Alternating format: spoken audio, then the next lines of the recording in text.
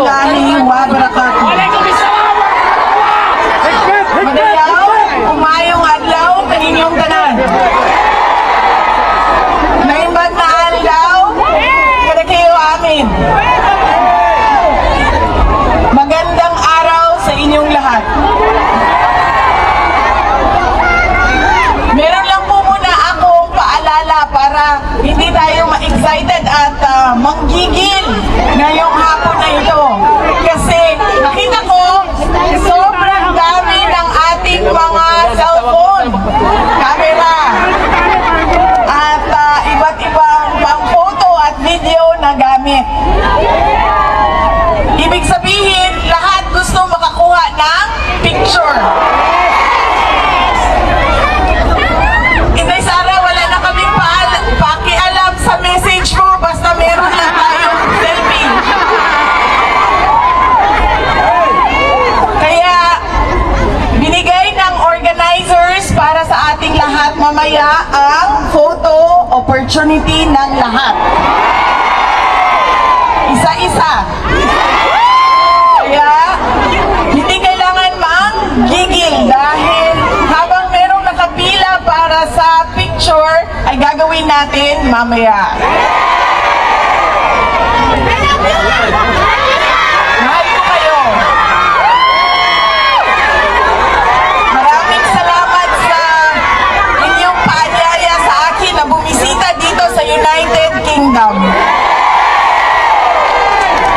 Ang susunod ko po ay yung munang ating pagdarasal at pakikiramay sa lahat ng mga kababayan natin doon sa Pilipinas na dumadaan sa hirap, may sakit, at mga biktima ng iba't ibang kalamidad na dumadaan taon-taon sa ating bayan. Tayo ay nakikiramay sa kanila at kailangan ipaabot natin ang ating moral support, kundi man financial support sa lahat ng mga biktima ng sakuna sa ating bayan.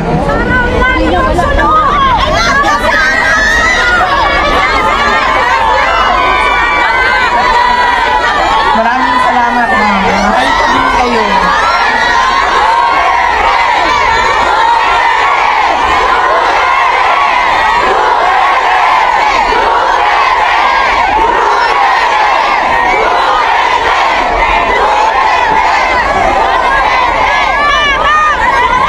Unahin ko, mga pagpapasalamat. Una, ang pagpapasalamat natin sa Diyos. Kaya para sa araw na ito, na ibinigay niya sa atin para magtipon-tipon. Malayo man tayo sa ating bayan. Ang iba sa atin hindi na nakauwi ng Pilipinas. Pero binigay niya sa atin ngayon ang araw na ito para ang mga Pilipino magsama-sama at ipakita natin ang ating galit sa nangyayari sa ating bayan ngayon.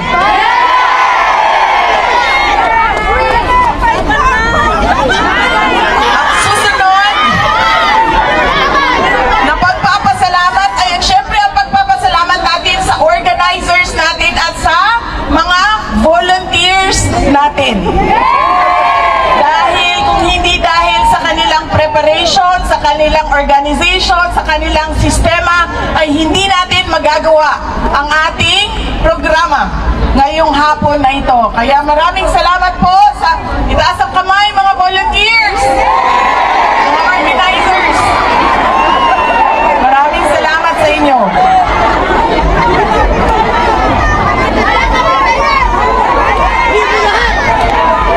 Lahat tayo, ma'am, hindi ba yan? Lahat tayo hindi nakatanggap ng maleta.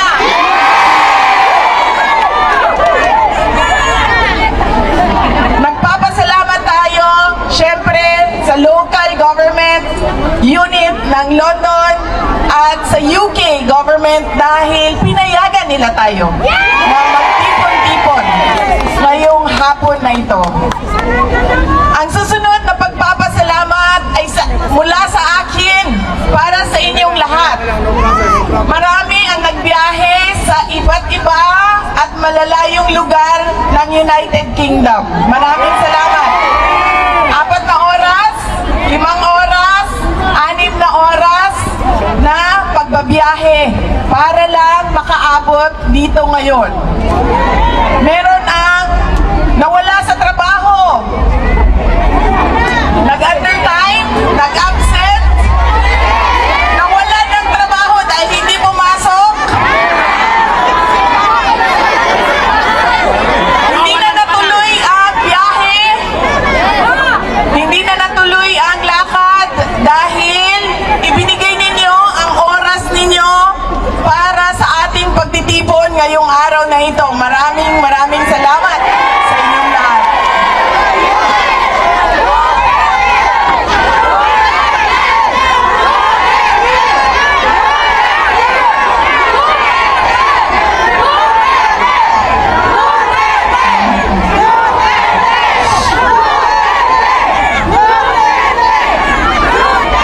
Marami ang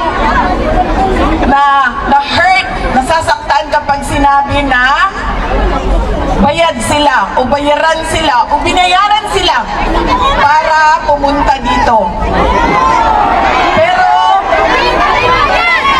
babayaran ko kayo mamaya ng picture.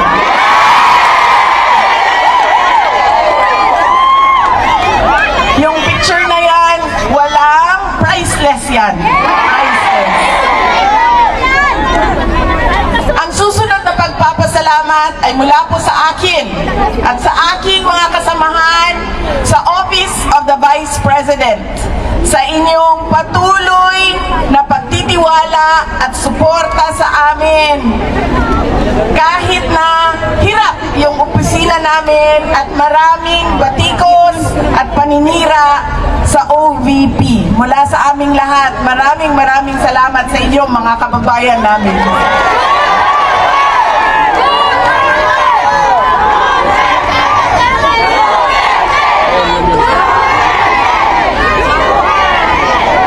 Ang susunod na pagpapasalamat, makikita ko po siya sa susunod na linggo. Mahal nating lahat at inaantay natin lahat ang kanyang paglabas at pag-uwi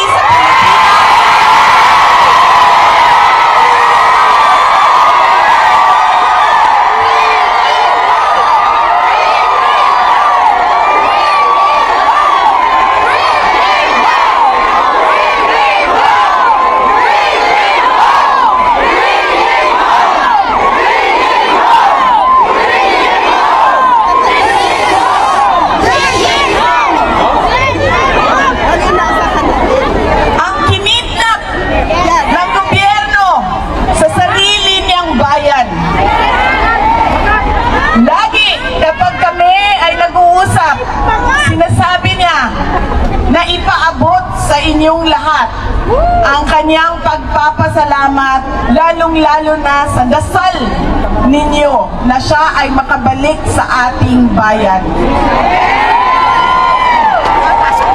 At ang kanyang pagpapasalamat sa patuloy ninyo na suporta sa kanya kahit hindi na siya Pangulo ng ating bayan.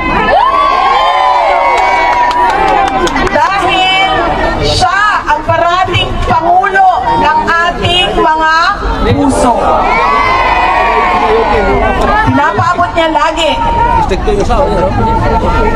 Yes, ma'am.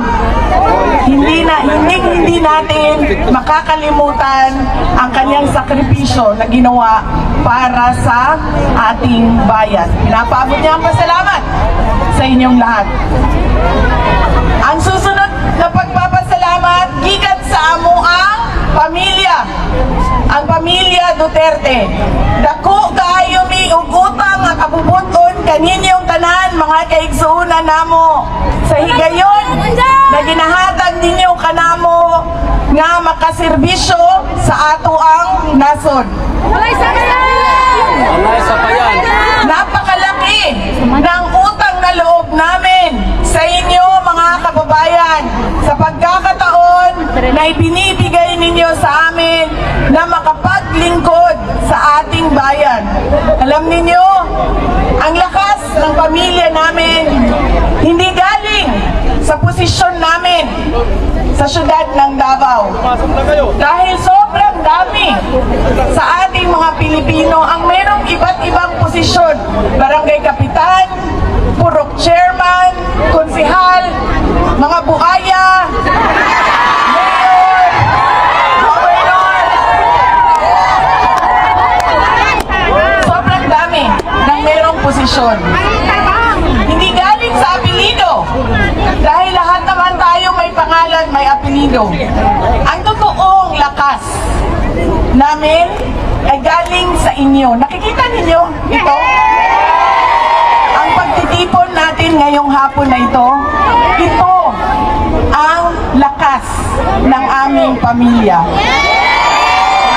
Kaya nagpapasalamat kami sa inyong lahat dahil hindi ninyo kami iniiwan. Noong hindi pa Pangulo si President Duterte, nandiyan na yung suporta ninyo. Nung naging Pangulo siya, buong-buo ang suporta ng taong bayan. At ngayon, nawalang-wala yung pamilya namin ay nandyan pa rin kayo, mga kababayan namin. Maraming salamat sa inyong lahat. Maraming salamat kaninyong tanan. There you have it, ladies and gentlemen. The 15th Vice President of the Republic of the Philippines.